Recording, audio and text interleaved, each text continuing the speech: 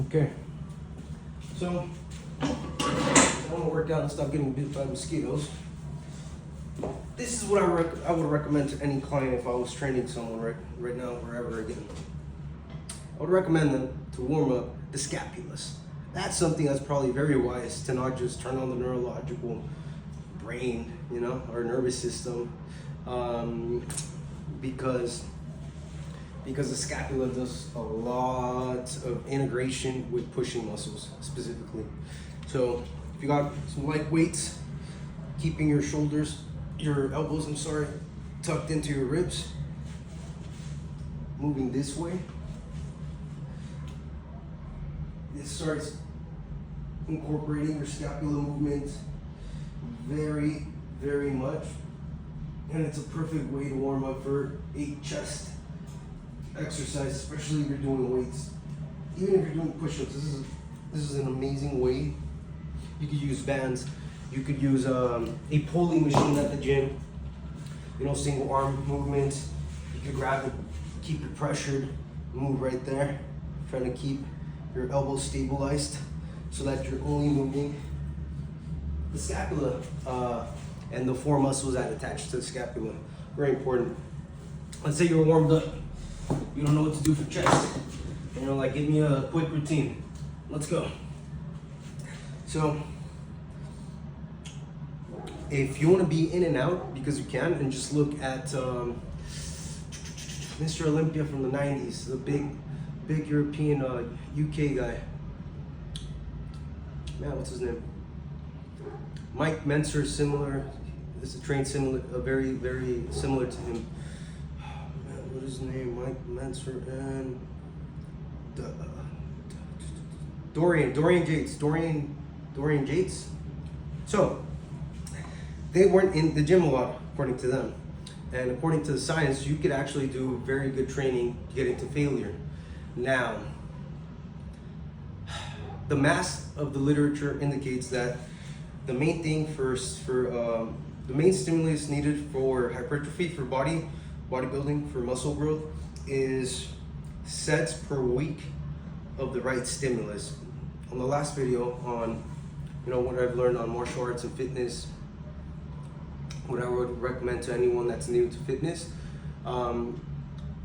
if you recall what I mentioned on the rep range for stimulus, the right rep range, getting close to failure, is anywhere from 10 to 30 reps.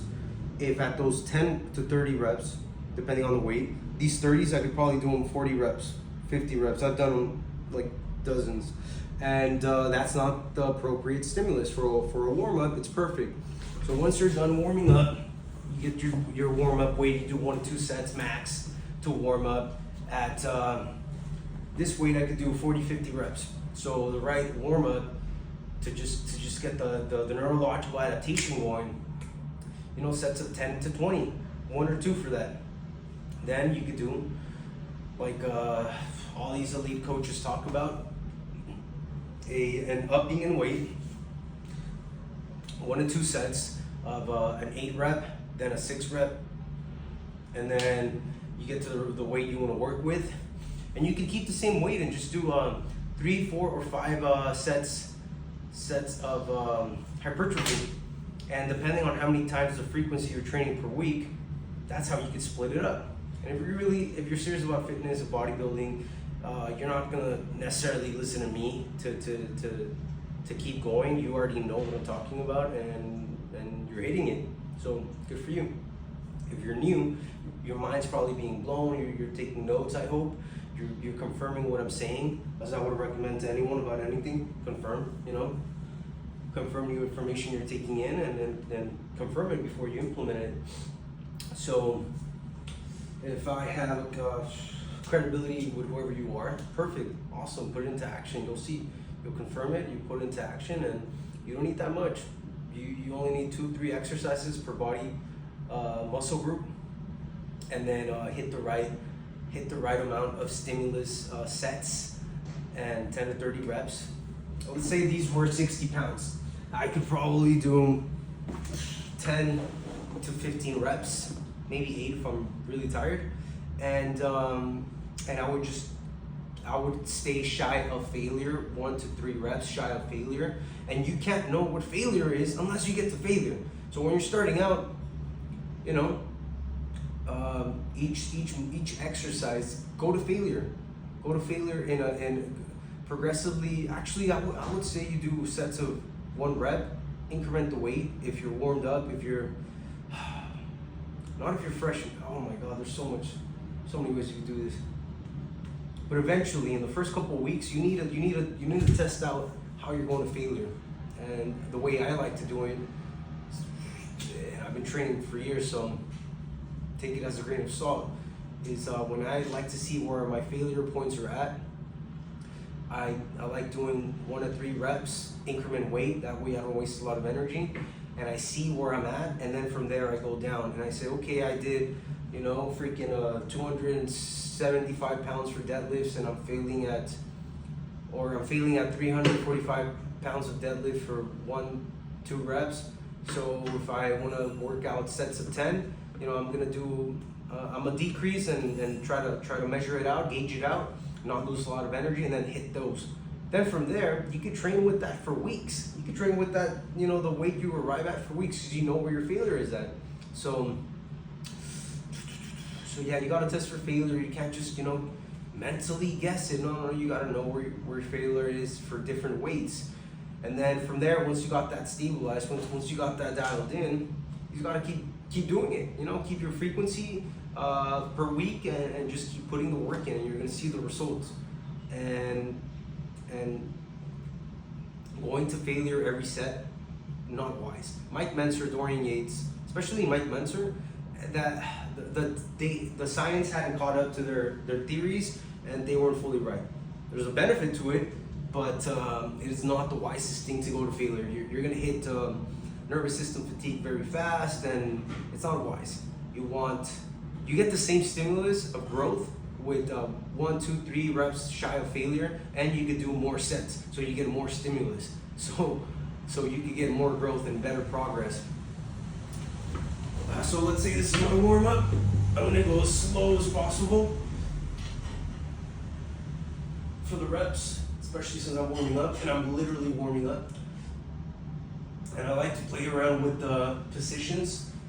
Wrists straight, don't curve them, don't absorb the weight like that, curved, no.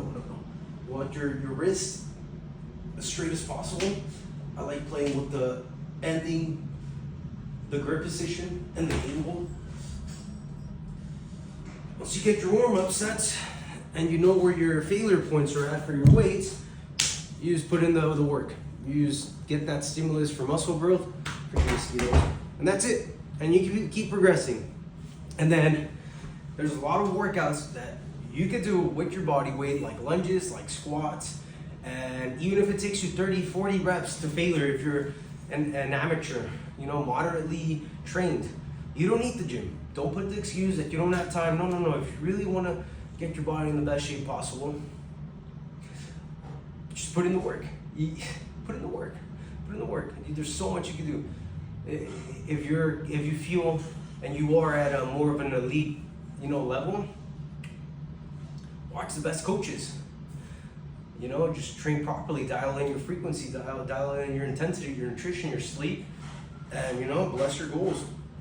And get tight with the Holy Spirit, because this physical body is going to fade, and we're going to face our maker, and this is just a vehicle for this life. So take care of it and put in the work.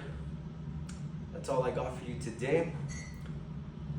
I didn't give you a routine, you know, more exercises. Now I do want to mention that since I'm already here, shoulders.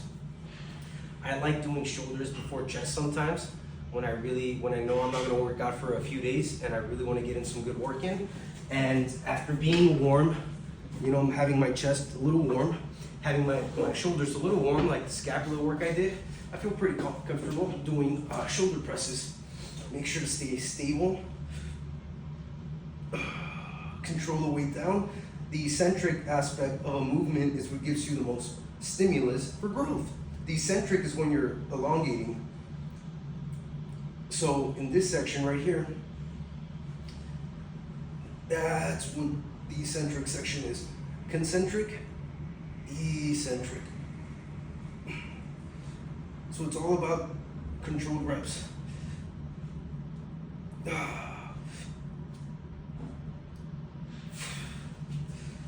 So I like doing this before finishing off my chest because shoulders are a smaller muscle. You can work at a lot of times a week and they recover faster since it needs less protein, less literal mass to recover. The chest is a bigger muscle, so it needs more time to recover. You can't hit it that consistently. It's not going to be optimal. But you know, every so often you can throw in some shoulder work on your chest days, and it's not gonna impact your chest growth. And then you can get back to finishing off with shoulders or with chest. And since you already hit shoulders, you're getting a really good compound of pressure, of stimulus for growth right here.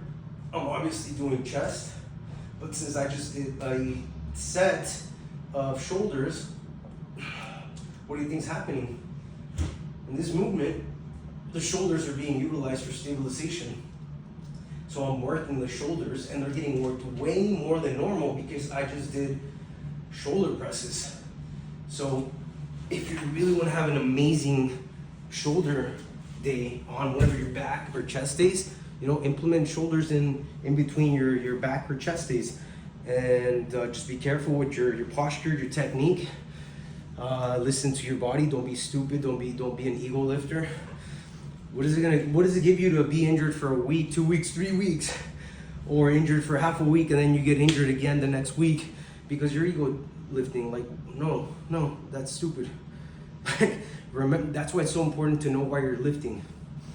The most important reason is to take care of your temple for the Holy Spirit, so that you can do God's will in a clear-minded way, having your soul, your mind, and your emotions healthy. And that way you don't overdo it because you're not working out your body to impress people or to have a status symbol. No, you want to feel good, you know it's healthy, and you want to have your mind and your spirit and your soul on point to do the Lord's work, doing it for the kingdom. That's it. I'm out for now.